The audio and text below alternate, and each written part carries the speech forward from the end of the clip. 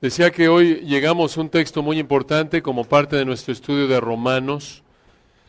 Como ustedes saben, estamos estudiando Romanos versículo a versículo y estamos estacionados ya desde hace 2 semanas en Romanos 5:12 porque estamos estudiando cómo es que tanto antes como después de la caída, Dios diseñó que el hombre y la mujer tuvieran funciones diferentes. Dios los creó a su imagen y a semejanza, espiritualmente iguales, pero diferentes en sus responsabilidades.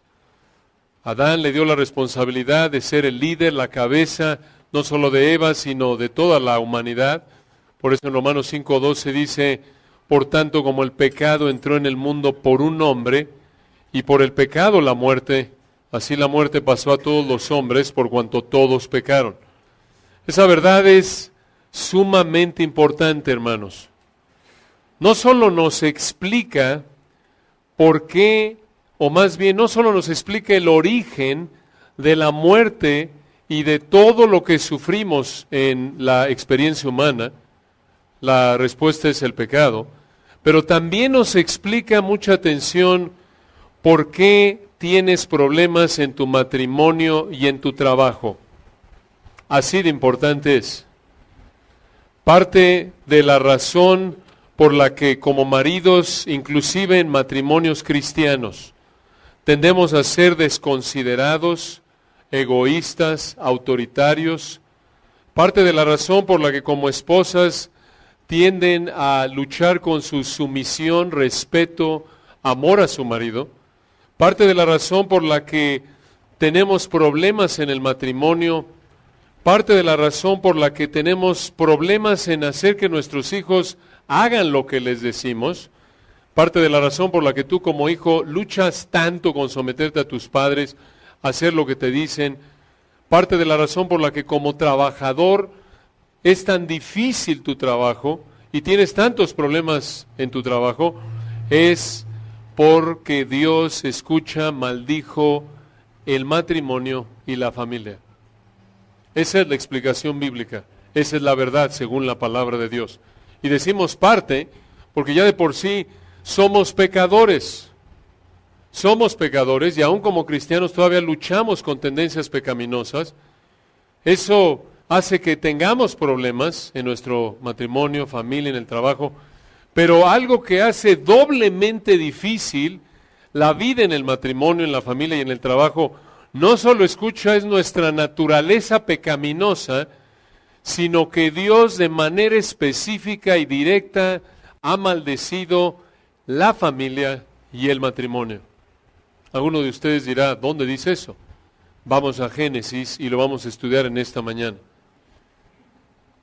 Génesis capítulo 3. Les recuerdo que a manera de repaso, para que puedan recordar en dónde estamos, simplemente lo menciono brevemente. No vamos a entrar a los detalles porque lo hemos estado ya estudiando por 2 semanas. En Génesis 2, 7 al 3:20 estamos estudiando 12 indicaciones de liderazgo de Adán diseñado por Dios en su matrimonio con Eva y su impacto en tu vida. 12 indicaciones de liderazgo de Adán diseñado por Dios en su matrimonio con Eva y su impacto en tu vida. En primer lugar, vimos en Génesis 2:7 que Dios creó primero a Adán. Génesis 2:7, entonces Jehová Dios formó al hombre del polvo de la tierra y sopló en su nariz aliento de vida y fue el hombre un ser viviente. Segunda indicación, vimos que Dios lo puso a trabajar. Dios lo puso a trabajar. Esto lo vimos en Génesis 2:8 y 14. Génesis 2:8, y Jehová Dios plantó un huerto en Edén, al oriente, y puso allá al hombre que había formado. Él debía ser el proveedor, el marido es el proveedor, protector de la esposa. Lo hemos reiterado en Efesios 5:29. Y 1 Timoteo 2:3 se reitera que el hecho de que Dios creara primero a Adán reflejó que Dios diseñó que él fuera el líder en la iglesia. Él tenía que ser el líder espiritual y tenía que ser el proveedor. Esto se aplica aún en nuestra época. ¿Esto es chauvinista? No, explicamos 1 Corintios 11:3 que es posible ser espiritualmente iguales, mismo valor ante Dios, pero con funciones diferentes. Tener funciones diferentes no nos hace inferiores o superiores el uno del otro. Tercera indicación, repasando brevemente Génesis 2, 16 y 17. Les recuerdo que Eva no ha sido creada aún, esto es muy importante. En el contexto, esto de nuevo refuerza el liderazgo de Adán. Vemos en tercer lugar que Dios le dio el mandato. Dios le dio el mandato. Génesis 2, 16 y 17, solo hubo un mandato. Y recuerden, Eva todavía no ha sido creada. Cuando Dios crea a Adán, cuando Dios lo pone a trabajar, cuando Dios le da este mandato, Eva todavía no ha sido creada. Esto muestra de nuevo su función como líder. Génesis 2, 16. Y mandó Jehová Dios al hombre diciendo, de todo árbol del huerto podrás comer, mas del árbol de la ciencia del bien y del mal no comerás, porque el día que de él comieres ciertamente, y así es en el hebreo la fuerza, ciertamente, con toda certeza, morirás. 1 Corintios 14:35 reitera para nosotros cristianos, bajo el nuevo pacto, la misma verdad. Como marido, tú eres el líder espiritual, no tu esposa. En cuarto lugar, Génesis 2:18, cuarta indicación que ya estudiamos, Dios le daría una ayuda idónea. Dios le daría una ayuda idónea en Génesis 2:18. Ahí en Génesis 2:18, y dijo Jehová Dios, no es bueno que el hombre esté solo, le haré ayuda idónea para él. No le haré jefa idónea, no. Le haré ayuda idónea. En el hebreo ayuda traduce una palabra que significa ayuda, apoya, socorre. De manera implícita esto apunta a que Eva venía a apoyar a Adán, no al revés. E idónea es importante porque en el hebreo significa aquí contraparte, correspondiente. Y esto es importante porque aunque Eva iba a ser su ayuda, su asistente, Eva iba a estar subordinada, sujeta a Adán. Él era el jefe del matrimonio. Aún así, ella era una ayuda, noten, no inferior, sino idónea. Esto habla de su igualdad espiritual, correspondiente a él. Solo Eva podía ayudarle a cumplir con el mandato que Dios les había dado. Recuerdan allá atrás en Génesis 1:28, cuando los bendijo Dios y les dijo, fructificad y multiplicaos, llenad la tierra y sojuzgadla y señoread. Solo Eva le iba a ayudar a cumplir ese propósito. Era su ayuda idónea. En quinto lugar, explicamos, quinta indicación, que Dios le dio a Adán la autoridad para nombrar a los animales y a Eva. Dios le dio la autoridad para nombrar a los animales y a Eva. Génesis 2, 19 al 23 lo vemos, únicamente lean el 19 a manera de repaso. Génesis 2, 19. Jehová Dios formó pues de la tierra toda bestia del campo y toda ave de los cielos, y las trajo a Adán para que viese cómo las había de llamar. Y todo lo que Adán llamó a los animales vivientes, ese es su nombre. Esto es muy importante en el contexto. Recuerden, para entender correctamente la Biblia, tenemos que entender la intención del autor original. Y parte de entender la intención del autor original es ver lo que pasó antes dentro del mismo libro. Aquí en Génesis 2 te podría parecer algo no importante que Adán le puso nombre a los animales. Es muy importante, claro que esto muestra un intelecto no afectado por el caído, sobrenatural, que en cuestión de horas pudo nombrar a tantas especies y una vez que identificó sus características, dijo, este es jirafa, este es hipopótamo, este es león, este es elefante. Pero además de eso, recuerden que hasta aquí en Génesis, estamos en Génesis 2, 19, solo hay una persona hasta aquí en Génesis quien han puesto nombres a cosas. ¿Quién? Dios. Y lo vemos, por ejemplo, en Génesis 1, una y otra vez, Génesis 1:5, y llamó Dios a la luz día. ¿Por qué? ¿Por qué Dios? Porque Él es el creador, el que tiene la autoridad, el dueño, el soberano de la creación. Y aquí en Génesis 2:19 vemos esa autoridad que Dios le delegó a Adán para tener el privilegio de nombrar a los animales. Esto es monumental en el contexto. Observen que no le consultó a Dios, sino noten la delegación de Dios de autoridad a Adán. Versículo 19, Jehová Dios formó pues de la tierra toda bestia del campo y toda ave de los cielos, y las trajo a Adán para que le preguntase cómo las había de llamar. No le dijo, oye Adán, por cierto, ya una vez que decidas el nombre, consúltame. Por favor, quiero tu opinión. y yo decido. No, esto es monumental. Las trae Adán para que, versículo 19, viese cómo las había de llamar, y al final del 19, y todo lo que Adán llamó a los animales vivientes, Dios lo confirmó. No, Dios lo autorizó. No, es implícito que Dios lo autorizó. Pero dice, ese es su nombre. Lo que Adán dijo se quedó. Esto es muy importante. Aquí vemos una autoridad enorme que Dios le delegó a Adán. Recuerden, aquí Eva no ha sido creada. ¿Se dan cuenta? Eva es creada, recuerdan, hasta el versículo 21. Estamos en el 19. Muy importante, hermanos, estas verdades.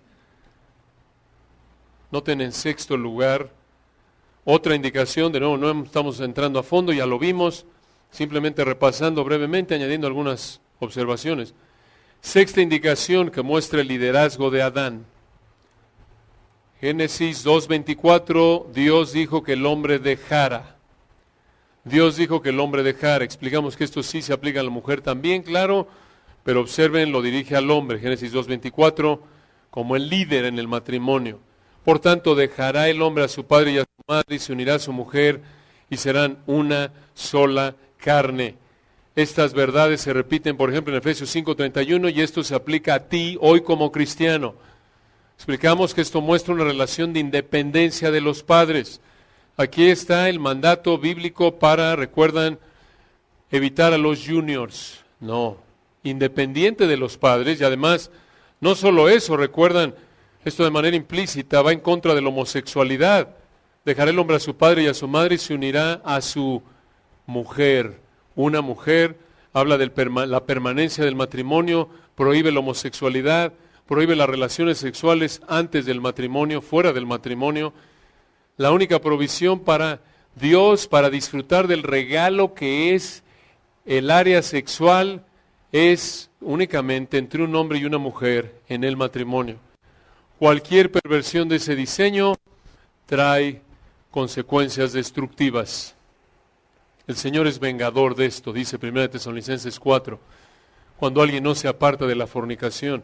Hebreos 13:4, honrosos en todos el matrimonio y la cama sin mancilla. En otras palabras, es honorable a los ojos de Dios. Algo en lo que Dios se deleita, la relación sexual entre un hombre y una mujer en el matrimonio. Pero añade una advertencia en Hebreos 13:4, pero a los fornicarios y a los adúlteros los juzgará Dios.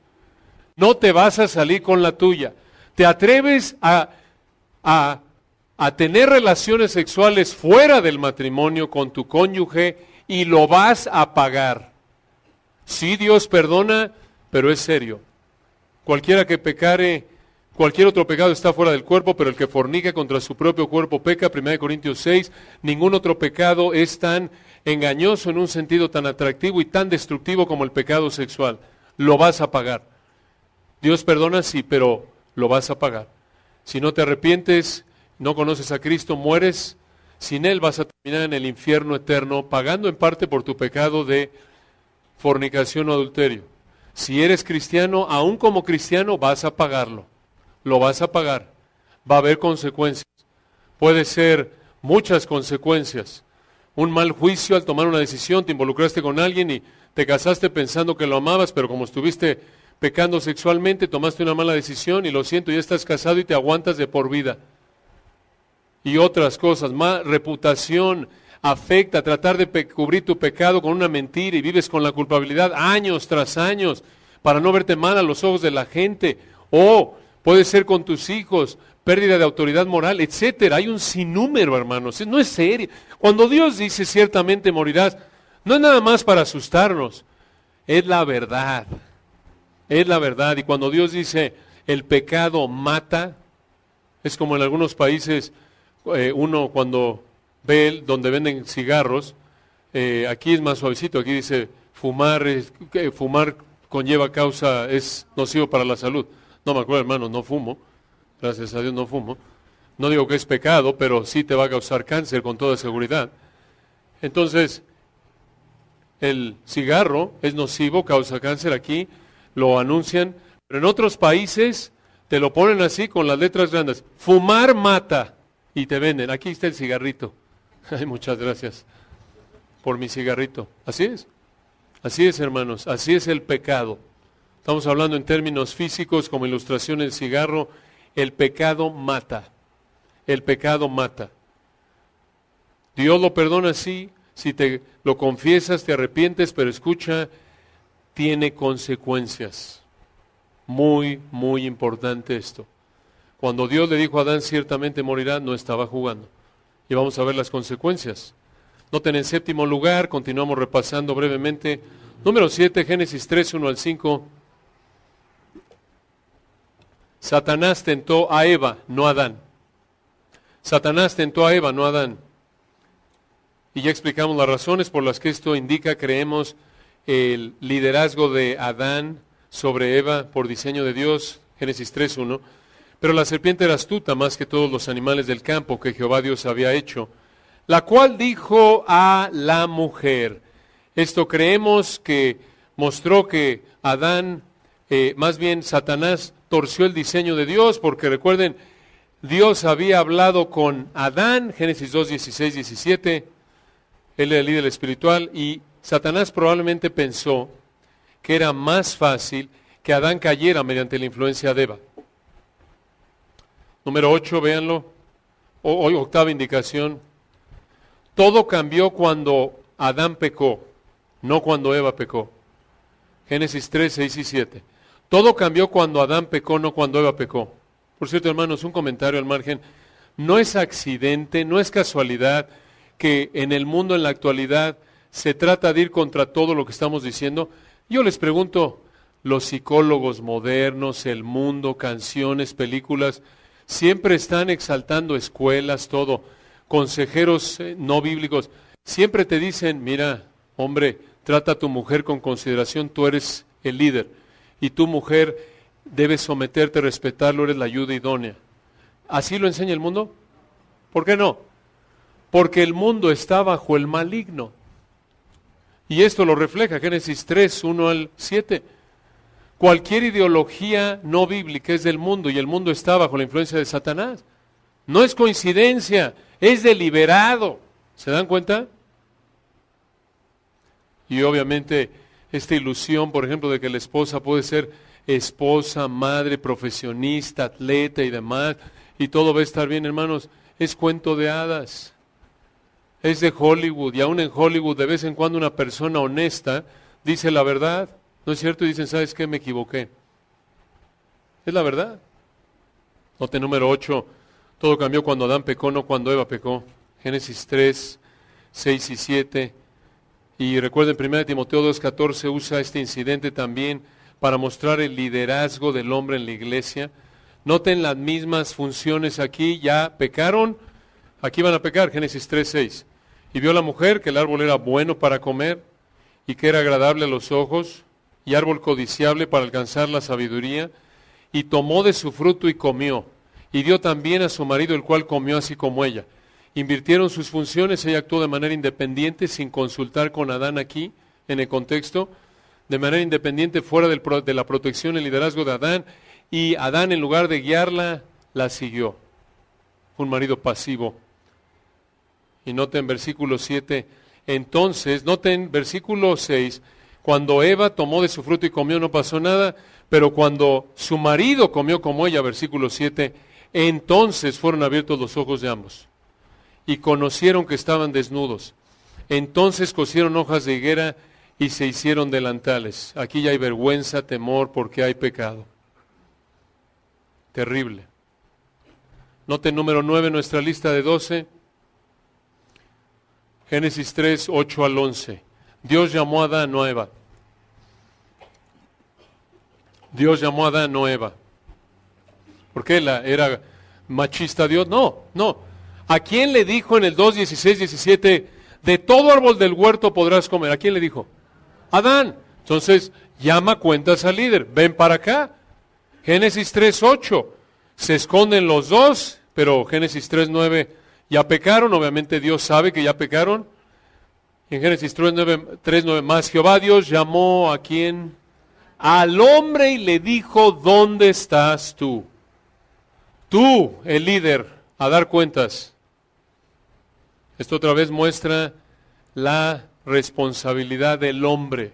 Y noten, hermanos, no ha cambiado nada en las funciones. Mucha atención, esta es una verdad monumental. Adán y Eva tienen las mismas funciones antes y después de que pecaran. ¿Se dan cuenta? Adán fue el líder, Eva la ayuda idónea y las funciones siguen intactas. ¿Se dan cuenta? Esto es para refutar la idea equivocada, no bíblica, de aquellos aún en círculos cristianos que dicen, bueno, el marido es el líder y la mujer tiene que someterse porque debido al pecado en Génesis 3. No, siempre fue el diseño de Dios. Y solo cuando te apegas a este diseño es como puedes glorificar a Dios y disfrutar del gozo de caminar en obediencia a Dios como cristiano. Cualquier distanciamiento, cualquier alteración, cualquier perversión de este diseño deshonra a Dios y trae sufrimiento a tu vida. Y todos lo sabemos, ¿no es cierto? Cuando yo como marido no trato a mi esposa, de manera amorosa, cuando mi esposa no me respeta, me honra, se somete a mí de manera que honra a Dios, hay problemas, ¿no es cierto? Lo vemos. Noten, aquí retomamos nuestro estudio, número 10, aquí nos quedamos la semana pasada, 10 de 12. Llegamos a otra indicación que muestra el liderazgo de Adán sobre Eva. Recuerden que estamos estudiando esto para entender por qué en Romanos 5:12 dice ahí el Espíritu de Dios, por tanto como el pecado entró en el mundo por un hombre y por el pecado la muerte, así la muerte pasó a todos los hombres por cuanto todos pecaron. Aquí lo vemos. Dios dijo que el pecado entró por un hombre, no por una mujer, aunque Eva pecó primero, porque ¿quién era el líder? Adán. Número 10, Génesis 3:16. Observen aquí la maldición de Dios contra la mujer. La maldición de Dios contra la mujer, aquí la vemos, porque es importante, porque mucha atención. Génesis 3:16 nos da más detalles de la función de Eva como ayuda idónea y reafirma el liderazgo de Adán. Recuerden que aquí ya pecaron, ya están, escuchen, en una condición de pecado, con una naturaleza de pecado igual que la nuestra, pero observen que las funciones son las mismas que antes de que pecaran. Jóvenes solteros, deben apuntar a esto conforme avanzamos en este estudio. Debes tú como mujer cultivar esto en tu vida, hacerte de la idea que Dios me creó para ser una ayuda idónea, si es que te quieres casar. Y tú como hombre, Dios me creó para ser un líder, aunque te sientas el tímido, el introvertido, tu función es ser un líder espiritual, un proveedor. Desde ahora empiezas a trabajar así, en esto. Y recuerda, 1 Corintios 7:39, debes casarte en el Señor, con otro cristiano. Hermanos, ya lo hemos dicho muchas veces y lo volveremos a decir en este estudio, si luchamos tanto en el matrimonio por nuestro pecado, aún como cristianos, ¿no es cierto? Cuando Pablo dice en 1 Corintios 7 que el matrimonio es aflicción de la carne, está hablando en un contexto de que tienes dos cristianos que luchan todavía con su pecado y por eso hay problemas. Imagínate si te casas con un inconverso. Pregúntenle a alguno de los pastores, que son hermanos ejemplares, con décadas, ya abuelos todos, si su matrimonio es perfecto, si ya no tienen problemas. Claro que no. Dice, hombre, pero ¿a poco Toño, Roger, Ernesto, Héctor? Si yo los veo también, claro. Gracias a Dios por la madurez que Dios les ha dado, por la gracia de Dios. Pero ellos les van a decir, no porque yo haya visto nada mal, no estoy balconeando a nadie aquí, que quede claro. Pero hermanos, es lo que dice la Biblia y ellos se los pueden decir. Pregúntenles, ¿conocen algún hombre, por santo que sea, que ame a su mujer de manera perfecta como Cristo amó a la iglesia? ¿Conocen alguna mujer que se someta a su marido y lo honre como la iglesia a Cristo? No. ¿Qué esperas entonces si te atreves a casarte con un incrédulo? Si así ya a veces se siente como que está a punto de estallar la Segunda Guerra Mundial, ¿no es cierto? La tercera, con un matrimonio, en un yugo desigual, se siente ya como es la cuarta, quinta, sexta. ¿Por qué? Porque estás con alguien que no tiene el Espíritu de Dios. No tiene la capacidad de entender y poner en práctica estas verdades. Les recuerdo Filipenses 2:13. Porque Él es el que en vosotros, creyentes, produce así el querer como el hacer. ¿Por qué?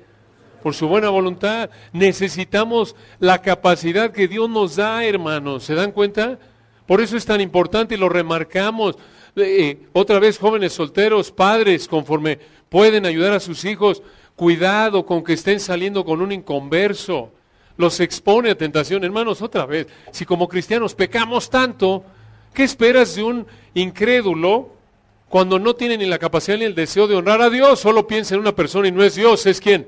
Él. Si como cristianos luchamos tanto en estar viviendo para la gloria de Dios, porque automático, por default, yo, mi pecado, mi satisfacción, mi placer, ¿no es cierto? ¿Cuánto más con un inconverso? ¿Se dan cuenta? Y si eso le añades, como ya lo hemos dicho, y lo remarco porque es algo doloroso y entra en el contexto del estudio en términos de implicación práctica, ver que sale un creyente con un inconverso y supuestamente se convierte el inconverso y hasta se bautiza y dice el creyente, ya estuvo, ya me caso y cuál, después ya que tiene la zanahoria en la boca el inconverso, pues siempre no. ¿Y ahora qué vas a hacer? Pues te aguantas, mi reina. Te aguantas, mi rey. Ya estás en eso.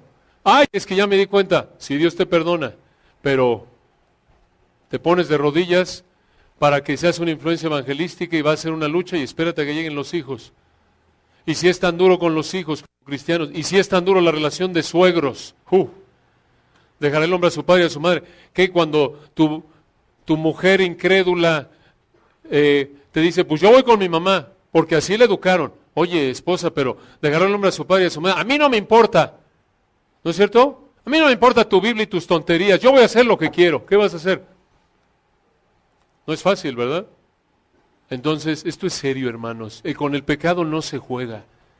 Ciertamente morirás. Y esa verdad, esa advertencia tiene un eco por toda la eternidad. Y por toda la eternidad, ese principio de Génesis 2, 16 y 17, el día que de él comieres ciertamente morirás, va a ser recordado para la gloria de Dios, porque eso glorifica a Dios, porque eso muestra que lo que Él dice se hace, su palabra es verdad, Él es santo y odia el pecado.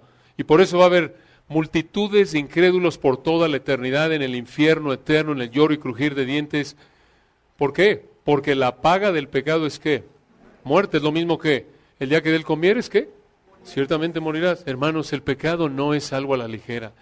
Aunque las ideas del mundo nos digan, no pasa nada, hombre, no seas santurrón, no seas persinado, no seas exagerado, no seas legalista. ¿Sabes qué? Ser obediente a Dios no es ser legalista. Ver el pecado como algo terrible, digno de temblar, porque tiemblas ante el juicio de Dios, no es ser legalista. Es demostrar sumisión a la palabra de Dios. Ahora noten aquí en Génesis 3:16, ya pecaron, a continuación Dios habla a Eva, y la maldición afecta a Eva en dos áreas que son parte de la esencia de la vida de una mujer casada. Dos áreas, una el parto, dos su relación con su marido. Y estas dos áreas, de nuevo, noten, muestran de manera implícita las diferentes funciones del hombre y la mujer, aquí el liderazgo de Adán. Noten, primera área afectada, el parto.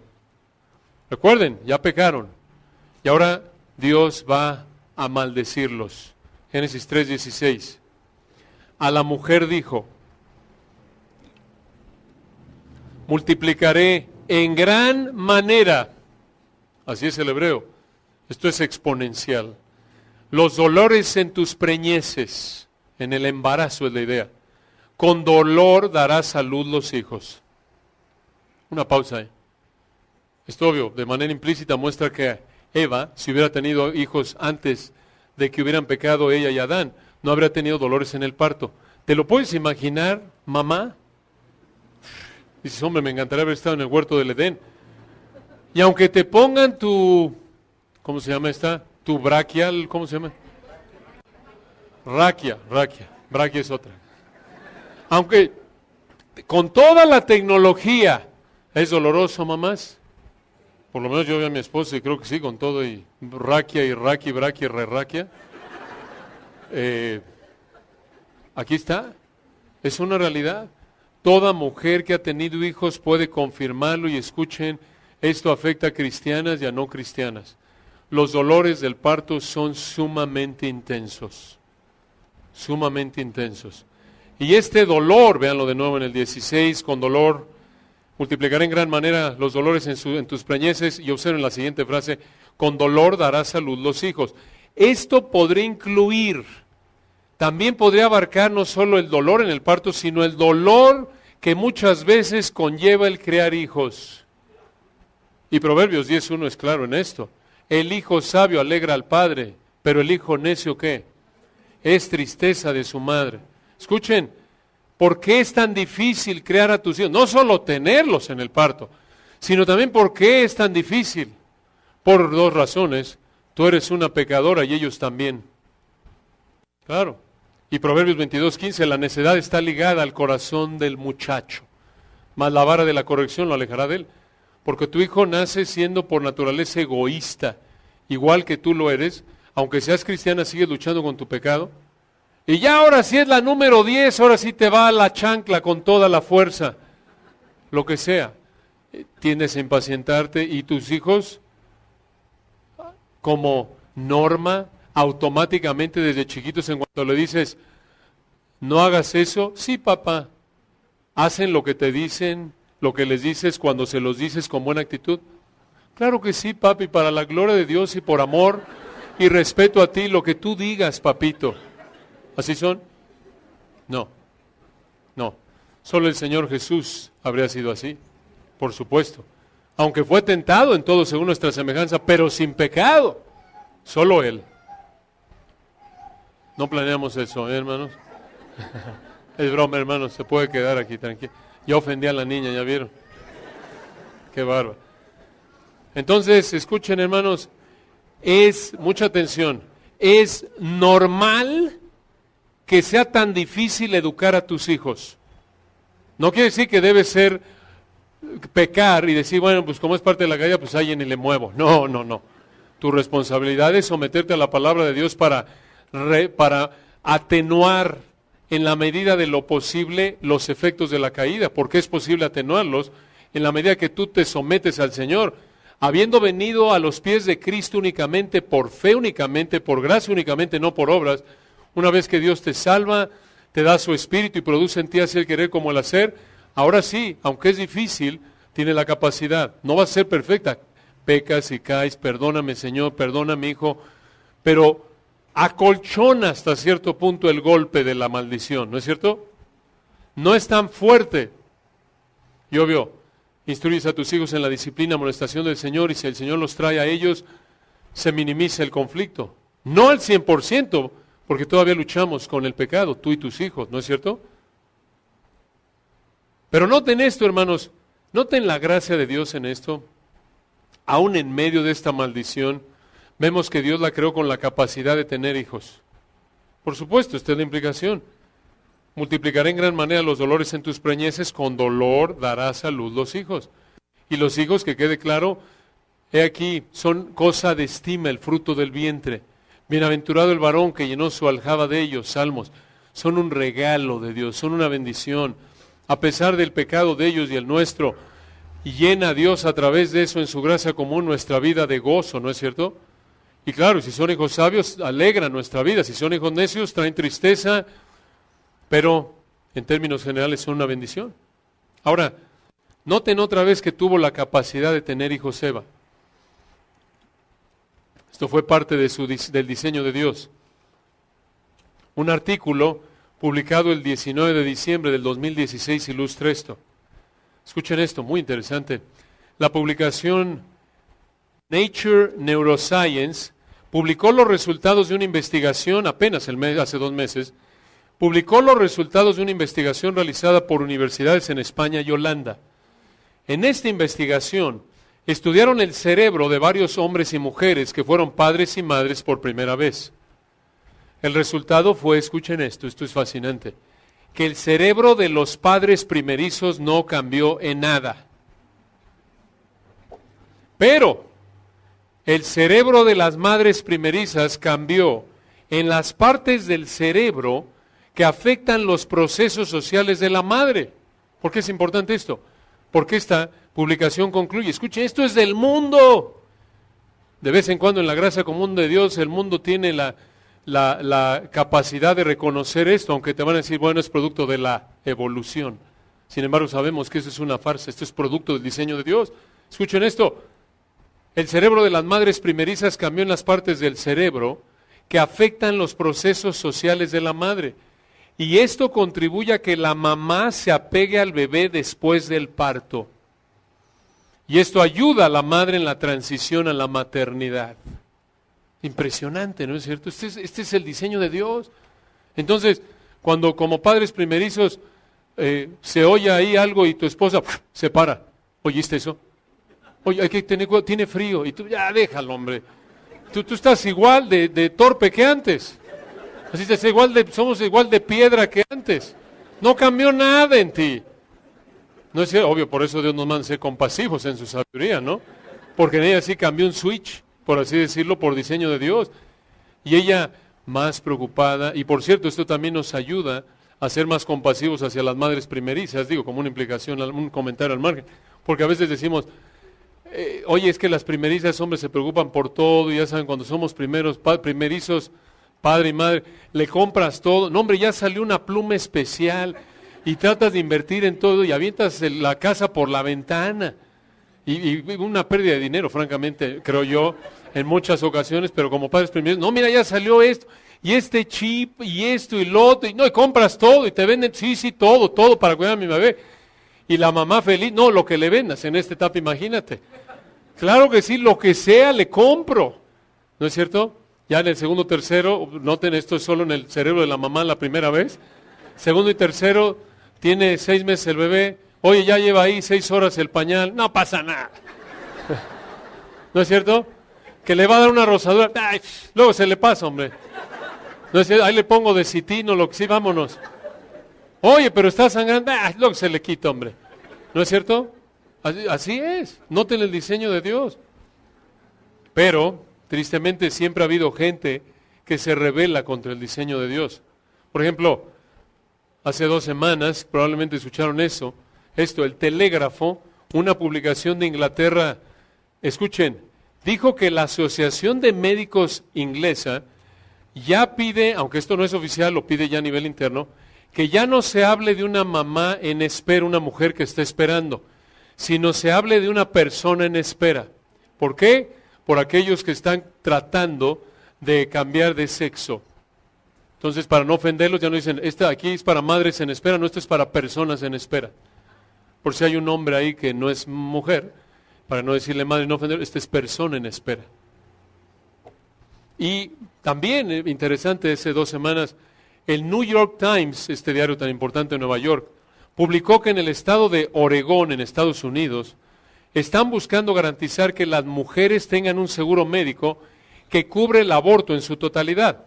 La idea es esta: para que las mujeres y los hombres sean iguales, quieren asegurar una prestación médica sin pago de deducible y que las mujeres puedan abortar sin pagar ni un centavo, para que así el embarazo no afecte su trabajo en comparación a los hombres.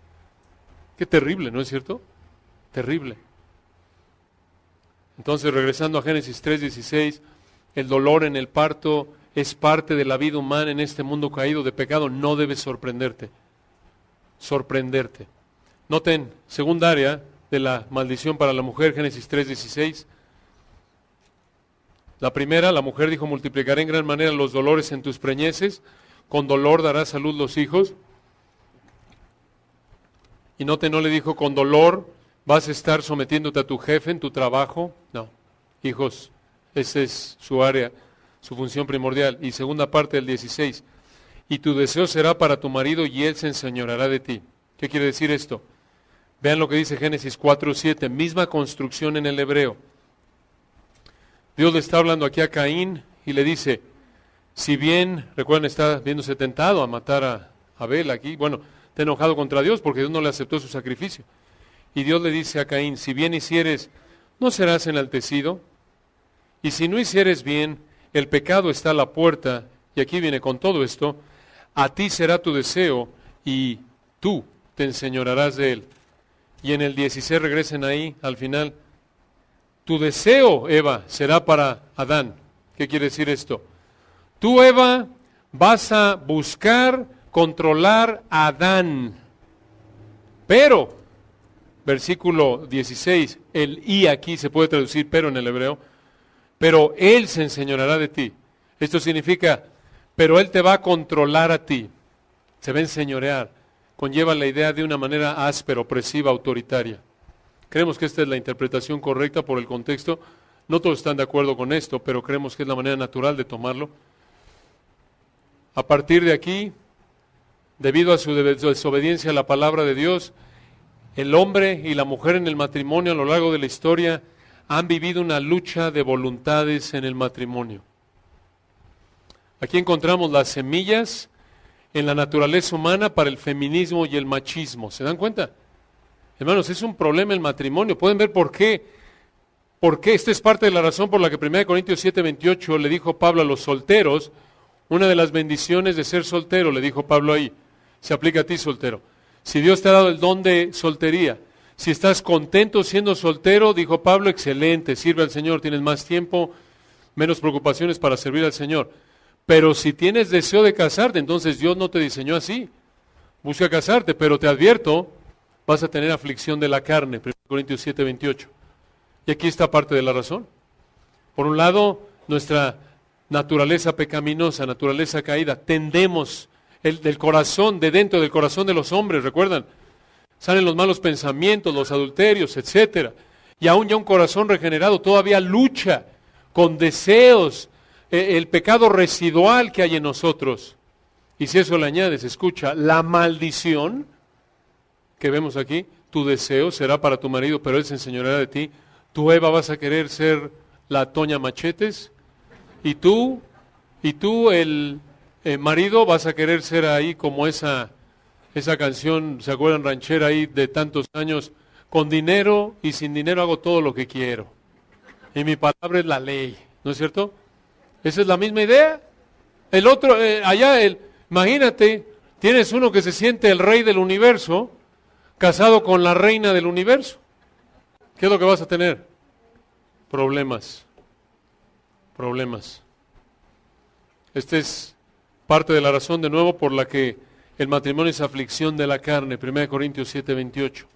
Esta es parte de la razón por la que hermanos, escuchen, por la que todo matrimonio a un grado u otro, aún en Cristo, tiene problemas. Esta es la razón, parte de la razón. ¿Se dan cuenta? Porque esta es la parte de la razón por la que aún aquí en la tierra todavía, aunque tengas 50 años de ser el apóstol Pablo, no vas a tener un matrimonio perfecto. Por eso seguro han oído dichos como comentaba siempre me acuerdo del hermano Henry Tolopilo, que su papá le decía que los primeros 50 años del matrimonio son los más difíciles. Es una broma, obvio, para ilustrar que así es siempre difícil. Siempre difícil. Ahora, de nuevo, esto no es para desanimarte de casarte. La única manera de invertir esta parte de la maldición lo más que es posible, antes de que sea quitada en su totalidad en la gloria, es vivir en obediencia al diseño de Dios para el matrimonio. Una vez que una persona nace de nuevo, una vez que Dios hace nacer de nuevo una persona, el Espíritu de Dios vive en esa persona y le da la capacidad, produce en él así el querer como el hacer, Filipenses 2:13, le da la capacidad a la mujer cristiana de obedecer a Dios y someterse a su marido, y al marido cristiano le da la capacidad de amar a su mujer como Cristo amó a la iglesia. De nuevo, no de manera perfecta, pero esta es la dirección de la vida de un matrimonio cristiano. Entonces, escucha, dices, oye, me acabo de casar, hombre, tengo 2 años, yo pensé que iba a ser color de rosa. Yo, toda mi vida, dices como mujer, hombre, yo he sido seguidora de las princesitas, y han salido, y Cenicienta, y Blancanieves, y aquella, y la otra, y vivieron para siempre felices. Y el marido, hombre, pero si yo veo las películas y leo y veo esto, novelas, hombre, yo no pensé que era tan duro esto. Esto es normal.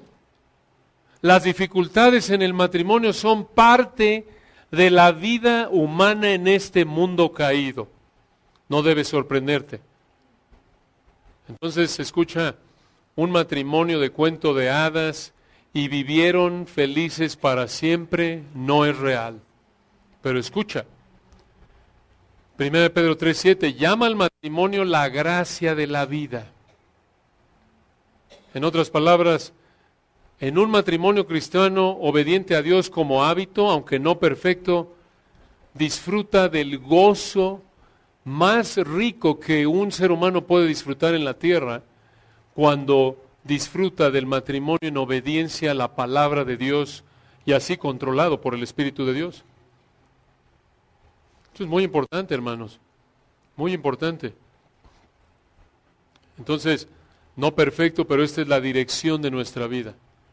Y escucha, como soltero otra vez, por eso tienes que pensarle bien. Claro, esto debe llevarte a tomar el matrimonio en serio. Primero en el Señor, y alguien que diga cristiano no porque te dé la identificación, mira, soy Pepito Pérez cristiano. Ay, qué gusto, qué guapo, es amable, venga, vámonos. No, bueno, obvio, por un lado no te vas al extremo, recuerda, no puedes esperar al Señor Jesús. Ya Él vino, murió, resucitó, ya. Pero recuerda que tú eres igual de pecadora que cualquier otro ser humano, tú eres igual de pecador. Y no esperes perfección, sino dirección. Alguien que profesa a Cristo y demuestra su fe porque la dirección de su vida, dirección subrayado, no perfección, porque si no te vas a quedar sin casarte. Y si piensas, bueno, yo me quiero casar, pero oye, pues con esto que me dices, entre mi pecado y el del otro y la maldición, pues me espero al cielo. Y allá me caso. El problema es, recuerda Mateo 22, en el cielo no hay matrimonios. Entonces ahí se te habrá ido hasta el avión, no solo el tren. Entonces, claro, lo tienes que pensar, pero no te excedas. No te vayas a extremos no bíblicos. ¿Se dan cuenta? No olvides, eres igual de pecador, igual de pecadora. Entonces, encuentras a alguien que está honrando al Señor, quieren casarse, están dentro de la voluntad de Dios de acuerdo con lo que la Biblia manda y adelante, entonces a producir más pecadorcitos. Así es. ¿Y saben qué? Esa aflicción que enfrentamos en el matrimonio, porque por cierto, obvio, esa aflicción se va a agravar una vez que llegan los pecadorcitos que tanto amamos, por supuesto. Porque ahora estás tú, está el otro pecador, y luego ahí de repente entran los pecadores extranjeros, suegros, y entonces se pone peor la cosa, ya de por sí está duro entre dos, metes ahí 2, 3, 4, un hermanito, una hermanita ahí, cuñadín, acá ya un suegrín, una suegrita, y bueno, la aflicción crece, y de repente unos hijitos, y la cosa crece, y mete la cuchara la suegra y el suegro, y esto es serio. Entonces, necesitas asegurarte de que eres hijo de Dios y someterte a la palabra de Dios. ¿Tienes problemas en tu matrimonio? El problema es, escucha, espiritual. El problema es o porque no eres cristiano, o porque eres cristiano y no escoges obedecer la palabra de Dios. Dices, bueno, es que estoy haciendo lo que puedo, pero el otro no quiere. Tú no puedes cambiar a tu cónyuge ni a tus hijos, solo puedes orar por ellos, hacer lo que puedas para exponerlos a la palabra de Dios, orar, ¿no es cierto? Pero es todo, ser un buen ejemplo, pero no devolver mal por mal, sino bendición por maldición. Y escucha, dices, hombre, es que no sabes lo que estoy viviendo en mi matrimonio, en mi familia. ¿Sabes qué? Esta aflicción que enfrentamos en el matrimonio, en nuestra familia, debido a nuestro pecado, debido a la maldición, Dios la usa para hacerte más obediente. Recuerdan, esto lo vimos en Romanos 5, 1 al 11. Dios puede usar, escucha, el pecado de tu cónyuge para hacerte ver tu pecado y así humillarte y hacerte más dependiente de Él en oración, motivarte a que estudies más su palabra, evites más el pecado. ¿No es cierto? Les he comentado a lo largo de los años que cuando era soltero viví engañado yo pensando que tenía cierta medida de humildad. Claro, yo hacía lo que quería sin tener que conformarme a los gustos de nadie. Claro, solo hasta cierto punto, a los de la gente con la que vivía. Comía lo que quería, me levantaba, me acostaba cuando quería, etcétera. Dejaba sin tapa la pasta de dientes, la ropa donde quería.